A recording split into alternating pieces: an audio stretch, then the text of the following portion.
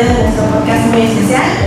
Es el último del año y hoy nos encontramos nosotros en el Jardín de Niños Luis Alberto Colosio, conformado por mi compañera Berni, mi compañera Marifer, yo soy servidora Marina y nos encontramos también el Jardín de Niños Narciso Mendoza, el niño artillero, que está conformado por mi compañera Marieli y por su servidora Nicia. Daremos inicio a esta charla hablando sobre las estrategias que utilizamos durante nuestras primeras intervenciones docentes y su impacto que tuvieron para nosotras. Esperamos que estas reflexiones les ayuden y se sientan identificadas con nosotras, así que comencemos. Ahora bien, comenzaremos platicándoles acerca de las estrategias que utilizamos con respecto a cada campo formativo, la literatura infantil, la exploración del mundo natural y social y medida, forma y espacio. Buenos días, así es como comentaron mis compañeras, el día de hoy vamos a hablar sobre nuestras estrategias y nuestras experiencias que vivimos en nuestra práctica profesional. Pues en mi caso yo trabajé con el campo formativo de saberes y pensamientos científicos con el tema de la naturaleza. Realicé varias actividades, entre ellas estaba la exploración, donde los niños tuvieron la oportunidad de salir al patio de la escuela a observar lo que hay a nuestro alrededor.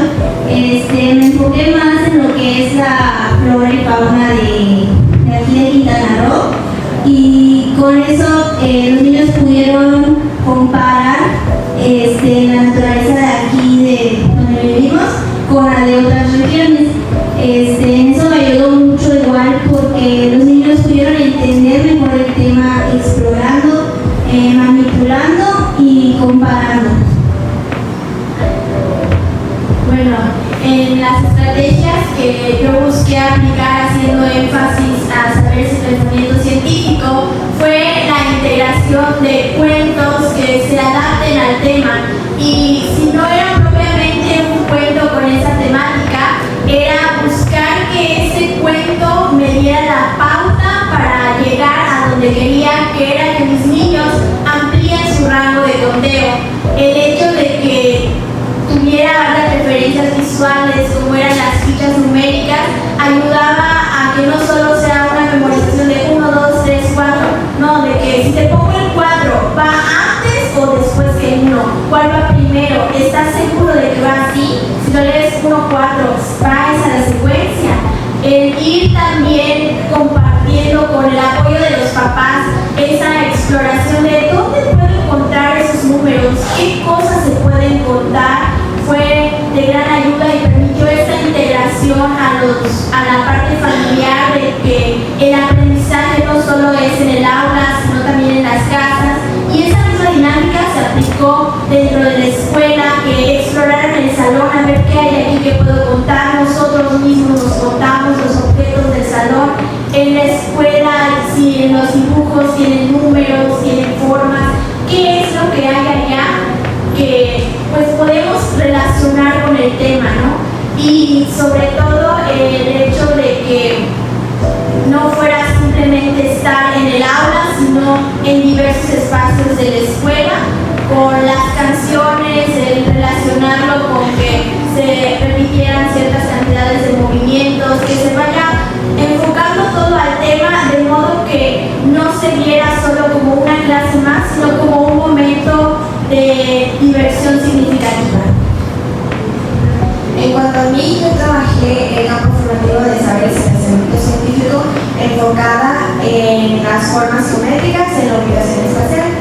Utilicé como estrategia los juegos en mis actividades, ya que me di cuenta que si los niños se les implementaban actividades lúdicas, se les era más fácil entender el tema, tanto lo que es como sus características. Entonces yo implementé juegos como Encuentra la Forma, que exploren en el salón, que utilicen su imaginación. En cuanto a las formas geométricas, era como que busquen en el salón qué formas lograron identificar.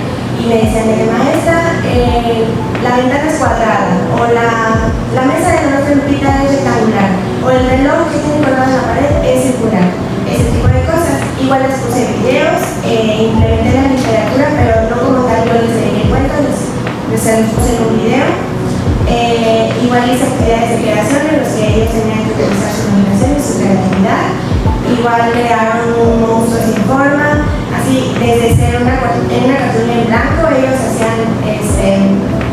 hicieron su monstruo con recortes de figuras geométricas y eso vi que les gustó mucho y les ayudó a entender más y también utilizaban más el lenguaje de que maestra me puede dar otro triángulo, maestra me puede dar un círculo y ahí logré yo ver avance en ellos con actividades únicas y que les llamaba la atención. Bueno, en mi caso yo utilicé los 3 campos que fueron primeramente lenguajes, en el arte como forma de expresión para los niños, en el cuento para la literatura infantil.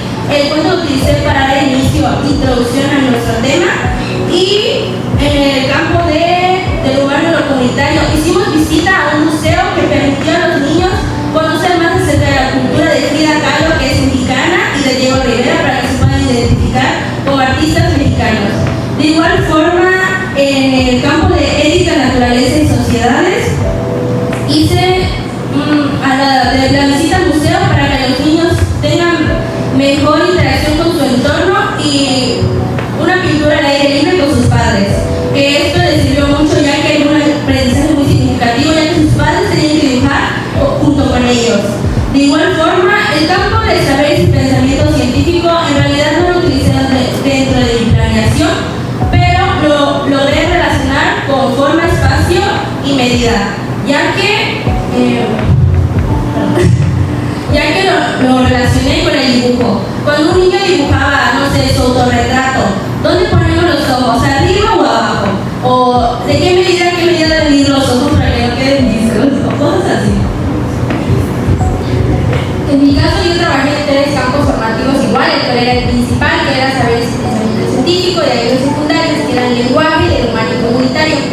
En el principal, que fue saberes, que es donde nos centramos más durante la semana, es los números del 1 al 10, donde lo podían encontrar en su entorno.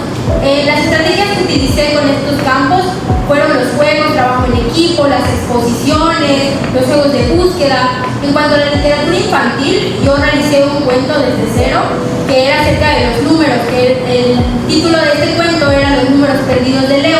Esta narrativa la hice con ayuda de un títere, el cual la verdad yo considero que fue una de las actividades que mejor me funcionó, ya que con este títere, que era el que simulaba la narración del cuento, los niños estaban muy pendientes a ver qué iba a decir Leo, qué le iba a suceder, cómo se le perdieron sus números. Entonces los niños estaban muy participativos, diciendo, preguntando qué le pasó, ahora qué más le sucedió a Leo, ayudaban a contar a Leo los números del 1 al 10. De igual forma, considero que en el de naturaleza, la observación de su entorno, hicimos una actividad de una búsqueda de números, donde los niños salieron al patio de la escuela a buscar fichas numéricas. Entonces en ese tuvieron que observar su entorno para ver en qué espacios podían encontrar esas fichas. Ahora, para continuar con esta charla, ¿qué les parece si compartimos nuestras estrategias que utilizamos para trabajar con los niños que presentaban algún problema, alguna dificultad, o hasta los que tenían un alto o bajo rendimiento académico? Bueno, en mi caso, en mi saloncito no había ningún niño con alguna discapacidad, al menos no diagnosticado. No puedo decir que era un salón hiperactivo porque no los puedo diagnosticar.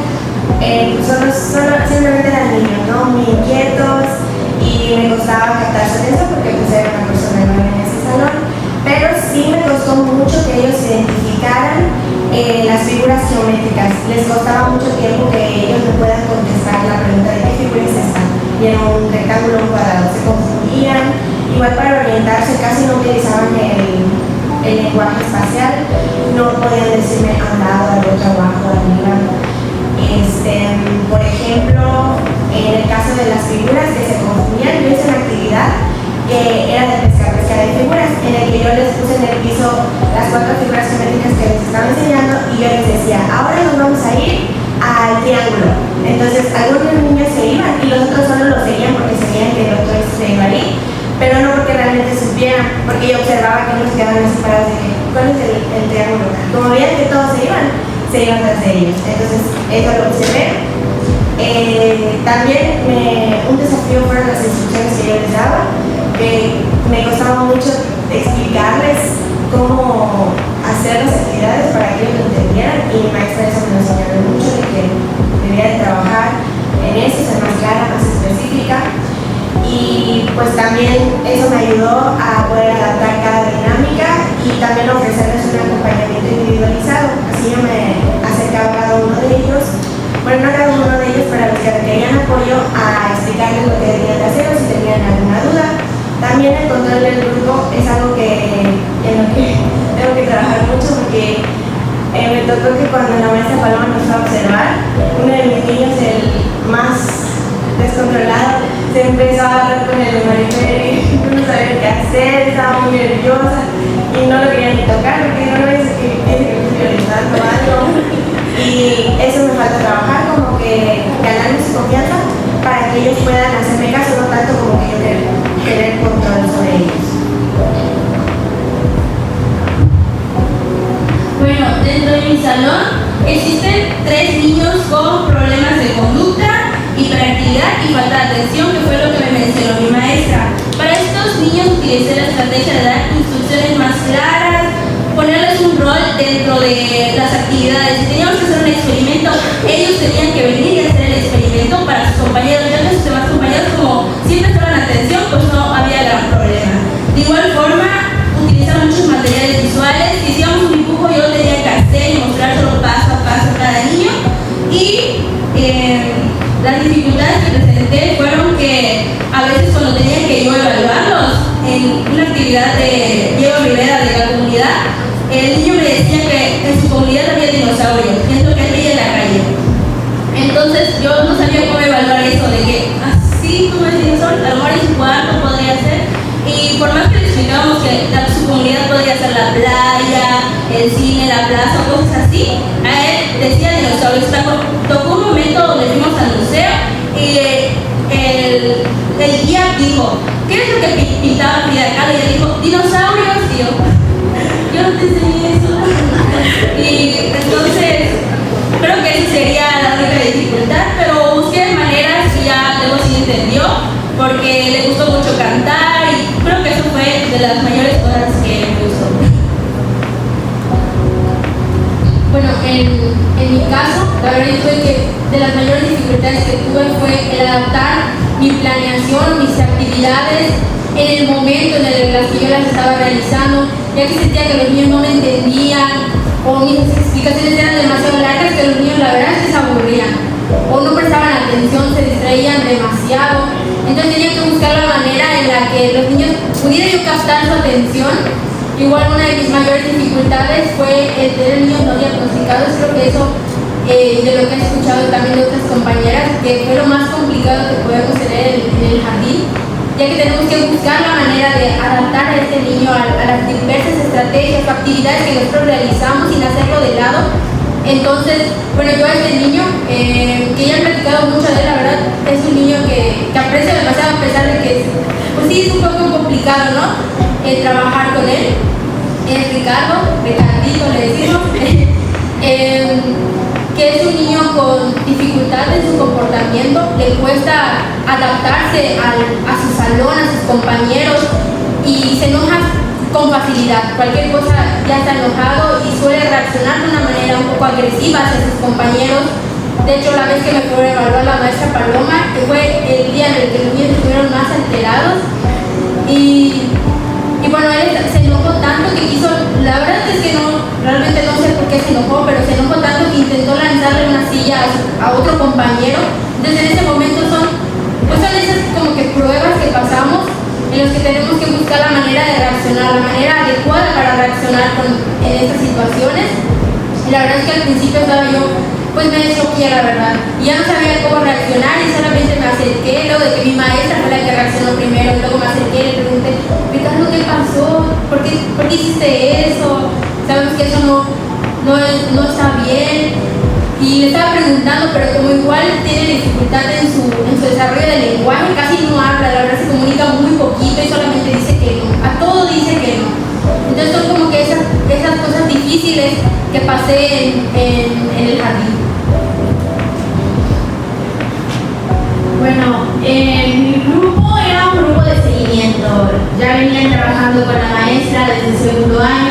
ningún niño era extranjero o hablaba alguna otra lengua, no había ninguno neurodivergente o con alguna discapacidad, uno pensaría no va a haber problemas con este grupo, no hay desafíos, es todo tranquilo, pero hay una diversidad en el aula que, aunque no haya ninguna de esas situaciones, siempre va a estar presente, que es la diversidad de aprendizaje, los diversos ritmos que tienen para captar una actividad o un tema, igual el mismo interés del niño hacia eso, todo eso se va compaginando y fusionando en un punto en el que como docente tienes que buscar diversificar tus actividades, que no sea solo sentarlos y que estén ahí, o que solo vayas a sacarlos a hacer alguna actividad de aprendizaje que tenga movimiento.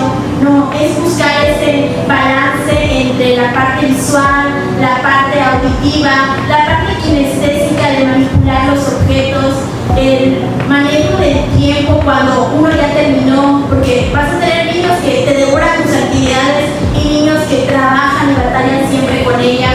Entonces el manejar eso es bastante interesante, porque en algunas ocasiones cuando eran actividades que aunque batallaban todavía no requerían ese apoyo, ya sea mío o de sus compañeros, para balancear el tiempo en el que los demás ya habían terminado, lo que hacía era entregarles algún tipo de material que estuviera disponible en el aula. Más que nada eran los libros de la biblioteca, que a ellos les gustaba bastante, les llamaba bastante la atención, y cuando ya era un momento de que la actividad ya les costaba, ya sea que me acercaba a ellos para repetir las indicaciones o explicárselos de una manera en la que se adapte más al aprendizaje y entendimiento de ese niño, o que entre ellos mismos se apoyen, porque luego es bastante interesante cómo tú estás batallando y luego uno de sus compañeros dice, es así, y el otro, y tú dices, pero yo se lo dije como 5 veces y él nada más lo entendió. Pero es que es eso, ese entendimiento entre pares, entre compañeros, que ellos mismos rápidamente se captan, también te ayuda a ti, y es una de las estrategias que pues ocupé más que nada los últimos días, que ya eran unas actividades un poco más laboriosas. Claro que todas estas dificultades nos han llevado a aprendizajes y a cosas que pues vimos y situaciones que experimentamos, que nos han dicho, debo mejorar en esto y aquello. Entonces todo esto nos ha hecho fortalecernos y crecernos para mejorar con nuestra perspectiva docente. Bueno, un aprendizaje muy importante que me llevo de eso es que es muy importante integrar momentos de exploración en los niños, que ellos manipulen materiales, que observen, que salgan, que conozcan, que jueguen, pero también es muy importante hacerlos que piensen, hacerles preguntas guía y de reflexión para que eso cree un aprendizaje significativo en ellos, que puedan también utilizar su pensamiento crítico y así poder guardar los conocimientos que les estamos queriendo transmitir. También destaco reforzar mi capacidad para anticipar las dificultades, que nosotras podamos, que pueda prever las cosas que pueden pasar, porque me pasó que solicité material y yo pues estaba bien confiada, porque digo, los papás son responsables, no se preocupan por sus hijos, no digo que sean responsables, pero tal vez se les olvidó. Entonces yo les pedí un material y al día siguiente yo llegué confiada con que todos iban a traer y no trajeron, resulta que solo como 5 niños trajeron. Entonces yo no anticipé eso. Entonces eso es algo que me voy a quedar siempre, que nunca voy a olvidar, lo prometo, porque sí me lo señaló mucho mi maestra, y luego la maestra Paloma también me lo señaló, entonces es algo que no voy a olvidar, porque nunca va a faltar el papito al que se le olvide llevar el material, por más que lo vengan recordando desde hace una semana. Igual mi manejo del tiempo, porque los primeros días me sobraba mucho tiempo. Según yo iba a dialogar con los niños de cuáles son las figuras geométricas, así, ni me hacían caso, no les interesó, entonces me sobra mucho tiempo, porque dije, no los voy a estresar, ni me están haciendo caso. Entonces puse a hacer otra actividad y mientras tuve que adaptarlo para que a ellos les llame la atención, pero pues como que me sobró mucho tiempo, y luego los últimos días me faltaba mucho tiempo, no llegué a hacer como 2 actividades, entonces, pero eso quiere decir que estaban teniendo un avance porque les estaba gustando la actividad, y eso pues lo rescato también, y ya. Pero en mi caso, uno de los mayores aprendizajes que me llevo de esta primera jornada tener una mente abierta para todo ante cualquier situación, ya sea algo que haya pasado con los niños, con los papás, con las maestras, con nuestras compañeras de jardín, es el tomar todo de una manera positiva, el que todo nos va a servir como un aprendizaje significativo para un futuro en el que trabajaremos constantemente en grupo, con los niños, con los papás más que nada. Entonces yo creo que fue de las cosas que igual yo me lo tomo como un aprendizaje, la verdad.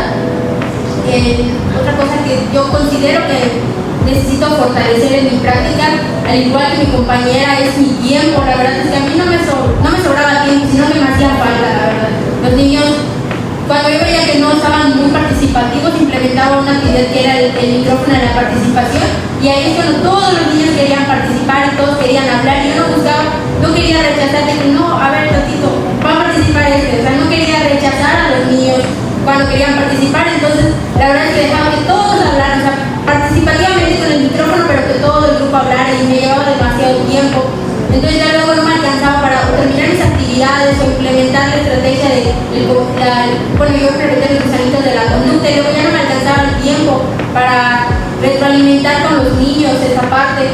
Entonces yo creo que eso fue de las cosas que más necesito fortalecer en mi práctica docente, al igual que mi agilidad para implementar estrategias para llamar la atención de los niños, ya que siempre les aplicaba la misma canción que era del Señor Silencio, y los niños ya ni siquiera le prestaban atención, ya estaban fastidiados, pero la verdad es que no estaba yo preparada en ese momento para implementar otro tipo de actividad o estrategia para que los niños captaran su atención en la actividad y pudieran estar pendientes. Entonces yo creo que eso fue de las cosas que necesito fortalecer y que más adelante en mi siguiente práctica lo voy a tomar muy en cuenta. Bueno, en estas 2 semanas que estuve de prácticas aprendí lo que es el verdadero trabajo docente. Hemos escuchado que muchas personas dicen que los maestros solo llegan al aula a jugar, a cantar, a bailar con los niños, pero es mucho más que eso. Una maestra pues tiene que estar preparada, tiene que tener mucha paciencia, seguridad y sobre todo amor a su trabajo, amor a lo que hace. También aprendí que, bueno, en mi caso, pues como mencionaban mis compañeras, al principio me sobraba mucho tiempo durante el día y no buscaba qué aplicar, qué hacer, y yo creo que es prepararme con actividades extras, con materiales también, porque había niños que no llevaban su material y solo se quedaban sentaditos ahí viendo que trabajan, y tenía que ver qué hacer para que ellos igual trabajaran. Entonces es eso que tengo que trabajar, tengo que reforzar, porque sí me sobraba mucho tiempo al principio. Ya como fueron pasando los días, pues vi que sí me fui adaptando y ya no me sobraba tanto tiempo. Bueno, lo que yo aprendí durante la intervención docente fue que la observación es algo muy importante, ya que con esto podemos identificar qué niños necesitan mayor apoyo y conocer sus necesidades. De igual forma que la planeación es muy flexible, que no siempre va a salir tal cual está, y que en el jardín pasan situaciones inesperadas que no podemos prevenir. Hubo una ocasión en la que se fue la luz y yo quedé en shock. No sabía ni qué hacer, los niños se morían de calor, maestra, me estoy derritiendo. ¿Yo qué hago? No sé qué hacer. Me quedaba viendo a mi maestra, miraba el reloj para ver si ya se acababa el tiempo. Y creo que es una de las cosas que he aprendido, que debo aprender a mejorar mi manejo de grupo, mi organización, y a prever estas situaciones que pasan dentro de un jardín. De igual forma, creo que dentro de lo que aprendí fue que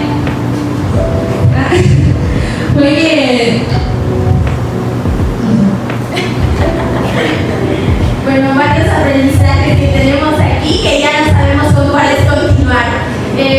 Pues todo fue un proceso, desde el aprendizaje de la planeación, el estar frente al grupo, después del grupo, cómo nos dejaban. Todo este proceso yo quisiera rescatar por mi parte que pues el adaptarse a las situaciones es algo que en el momento ves, y las situaciones que antes no te imaginabas suceden, y a su vez las resuelves de una manera que a lo mejor si las hubieras anticipado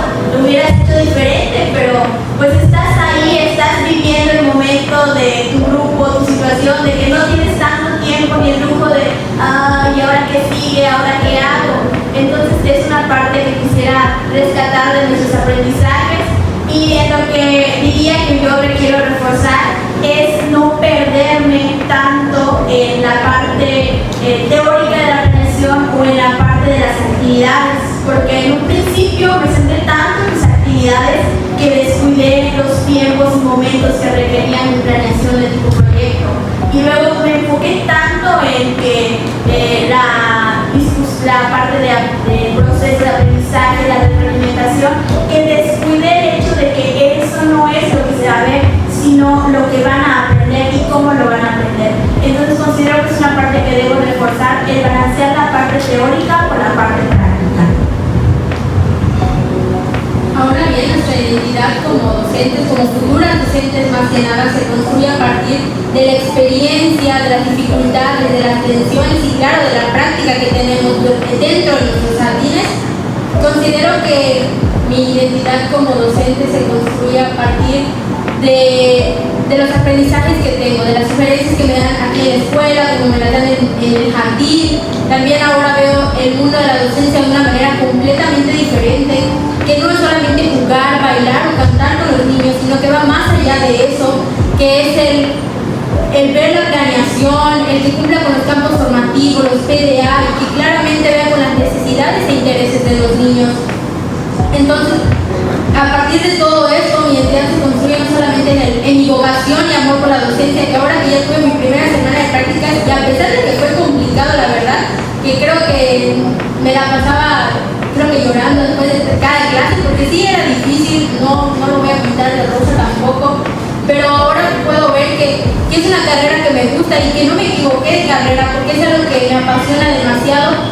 Entonces creo que a partir de esto voy construyendo lo que quiero ser como maestra en el futuro, lo que quiero enseñar a los niños, que no solamente que vayan a la escuela y que hagan actividades, sino que también se lleven una enseñanza significativa con ellos. Bueno, dentro de mi identidad cultural, yo creo que la fui reafirmando durante estas 2 semanas de prácticas, ya que hubo momentos de tensiones como la falta de organización, manejar mis tiempos, las decisiones rápidas, que me quedaba yo en blanco y no sabía qué decir, pero siento que todo esto fue gracias a mi maestra de prácticas, ya que ella siempre me apoyó, mi maestra titular, que siempre me apoyó durante sus retroalimentaciones, siempre me decía las cosas claras y no me las pintaba tampoco de rosa, me decía las cosas que tenía que hacer y yo al día siguiente trataba de mejorar, siempre. Si me decía de que tienes que cuestionar más a los niños en la siguiente clase, al día siguiente yo me ponía, un día antes me ponía a decir, ¿qué les puedo preguntar a los niños? Que les llame más la atención a las actividades, porque si me decían algo, me decían sobre las emociones, ¿por qué se tiene un signo de interrogación? ¿Cómo podemos representar esa emoción? Para nosotros, y los niños me decían, pues para nosotros les ponemos un signo de interrogación. Y yo no les cuestionaba nada de eso, de que, ¿por qué un signo de interrogación con esa emoción? ¿Por qué la relacionas con eso?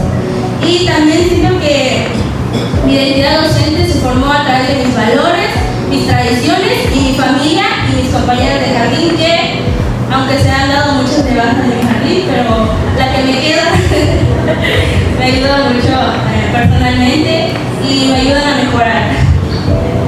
Pues claro, la identidad es un proceso de construcción. Hemos llegado hasta aquí, empezamos estas prácticas con lo que veníamos trayendo desde antes, desde nuestra casa, lo que los maestros nos han ido inculcando y pues mentalizándonos para lograr esos procesos. Pero ahora que ya lo vivimos, que ya sabemos qué es estar ahí sin que nos apoye algún tipo de refuerzo, sin poder estarlo checando, hemos crecido esa parte de estar preparadas, de saber que nosotras ya somos maestras, ya estamos frente al grupo, ya trabajamos y que las situaciones de nervios, de crisis, de estrés, también en algún punto se vuelve una situación de alegría porque el niño disfruta de esa actividad que nos costó y la pensamos y la trabajamos, que al final los niños se llevan con una sonrisa y pues todo eso es algo que nosotras guardamos en nuestros corazones.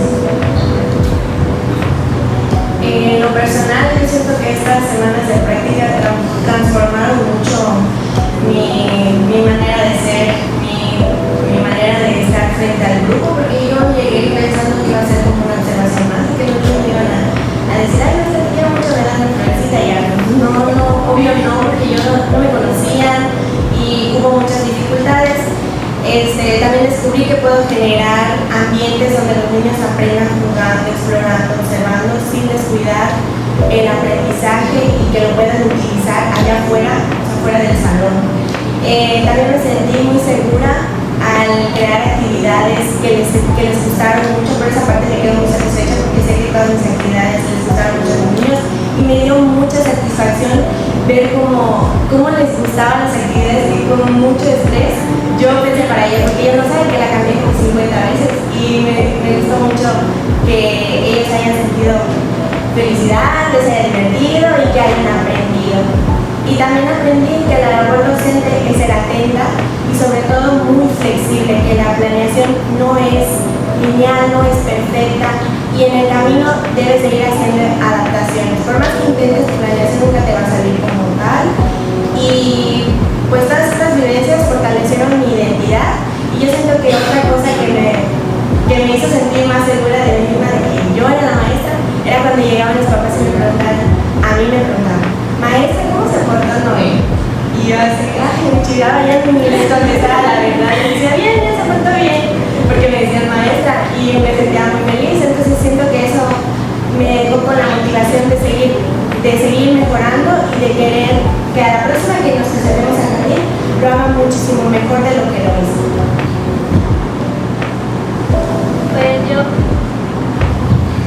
Pues durante esta primera intervención que estuve en el jardín, aprendí muchísimas cosas. Pude descubrir que puedo hacer muchas cosas, soy capaz de lograr cosas que nunca pensé lograr en mi vida. También lo que aprendí es que, lo que pude observar durante estas primeras 2 semanas es que los niños son un amor, la verdad. Nosotros podemos llegar tristes o agotadas, andar así, con otros ánimos, pero los niños siempre te sacan una sonrisa, siempre buscan esa manera de hacerte sentir bien. Entonces, algo que disfruté muchísimo, la verdad no me quería quitar el último día. Me acostumbré a estar con ellos y pues estoy feliz porque pude culminar mi proyecto con un buen cierre. Creo que eso me ayudó, la retroalimentación de mi maestra titular me ayudó mucho a lograr esto. Después de cada jornada ella siempre me preguntaba cómo me sentí, cómo vi mi día y yo le contaba y también ella me hizo ver las cosas que yo hacía mal o lo que me faltaba. Y creo que eso es algo que voy a aplicar en mi próxima práctica profesional. Y pues es algo, una experiencia muy bonita que voy a llevar toda la vida.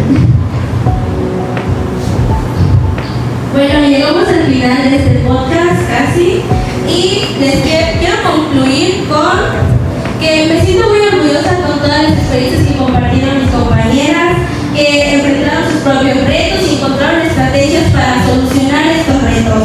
Y de la misma forma que aunque hubieron momentos de duda, de cansancio y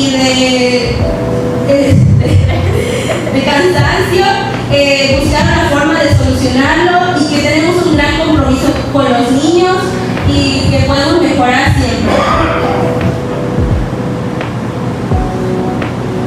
Bueno, yo solo puedo decir que este proyecto me dejó un enorme aprendizaje y fue algo muy maravilloso para mí. O sea, a pesar de que hubieron momentos tristes y de estrés, como dice mi compañera que regresaba a mi casa de grande la combi, o sea, fue muy bonito, para mí fue muy bonito y me motiva a querer seguir aprendiendo, a seguir en este camino. Y pues muchas gracias por escucharnos, por acompañarnos a nuestros suscriptores y por escuchar nuestras reflexiones.